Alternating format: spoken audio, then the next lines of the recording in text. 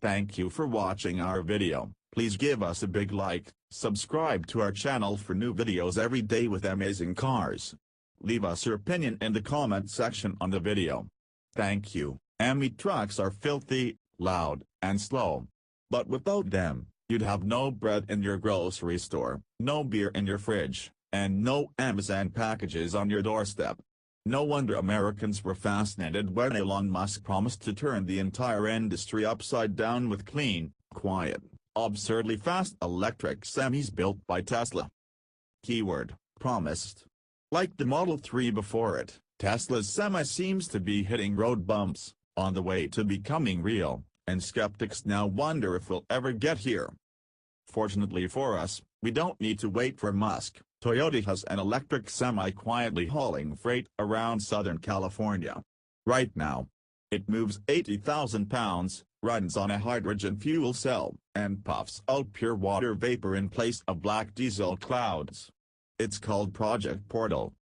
Who needs Tesla? Digital Trends rode shotgun on the roads around the Los Angeles Long Beach port complex area to see if hydrogen is up to the task of heavy hauling. Buckle up. Toyota doesn't make semis. So rather than reinventing the wheel, or all 10 of them, Toyota engineers modified a Kenworth, a vanilla-looking semi you'd blow right past on the interstate without batting an eye. But climb inside this one and it becomes clear you're not dealing with an ordinary diesel anymore. For starters, there's a miniature shifter.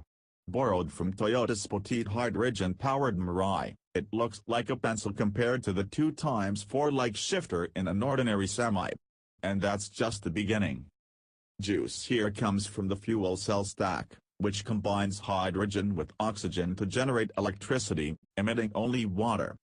The retrofit had Toyota engineers pulling out the diesel engine, tearing out most of the interior and dash, and building a custom storage container for 4 high-pressure hydrogen tanks and 2 6-kilowatt-hour lithium-ion batteries. That's smaller than you would even find in a Nissan Leaf.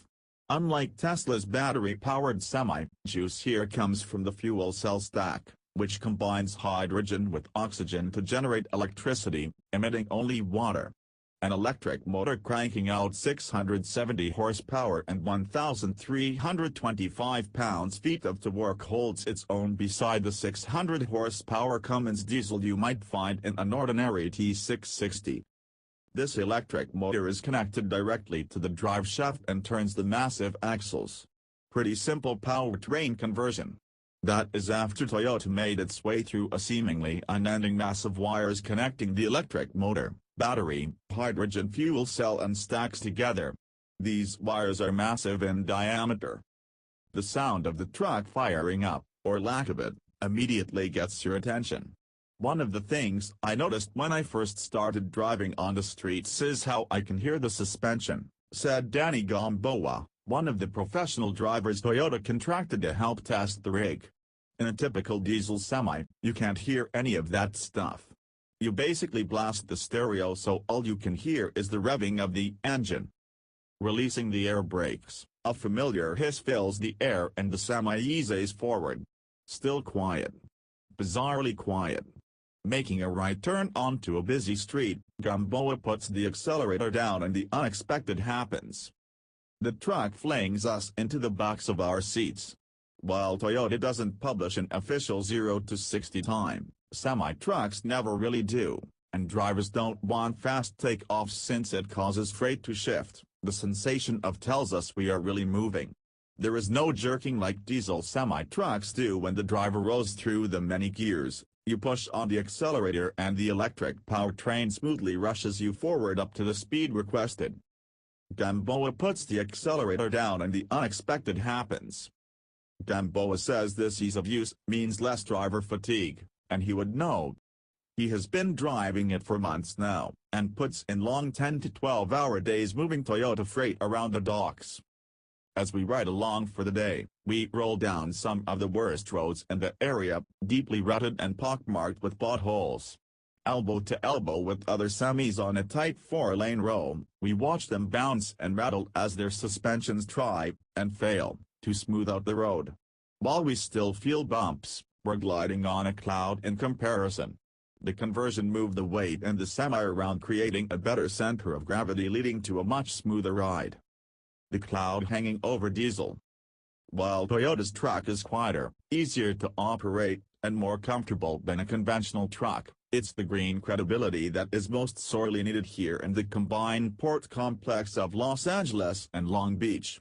With 68 miles of waterfront and 10,000 acres of land, it carries the dual distinction of being one of the biggest, busiest ports in the world, as well as having the worst air quality in Southern California.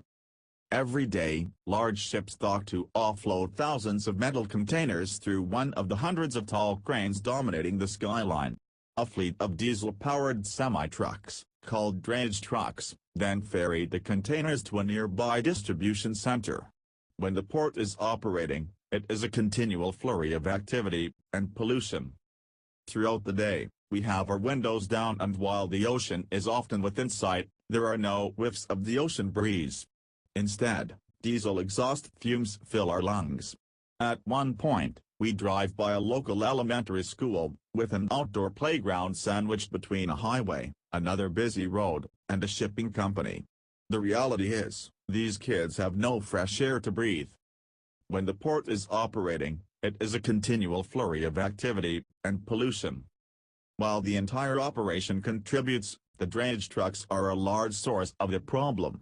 Mandates to clean up air quality mean alternative fuels must be the future if the port is to continue growing, and the ports are offering seed money to companies to find a workable solution. Maybe it's no surprise then, that we get plenty of thumbs up and curious glances driving around. The other semi-truck drivers understand the need to cut down on pollution, and any zero-emission vehicle, like Project Portal, is met with more approval than skepticism. The drivers and their families are breathing the same air. Fill ER up. Battery-powered EVs could help clean up air quality too, but in the always-on environment of a port, parking trucks to recharge won't fly.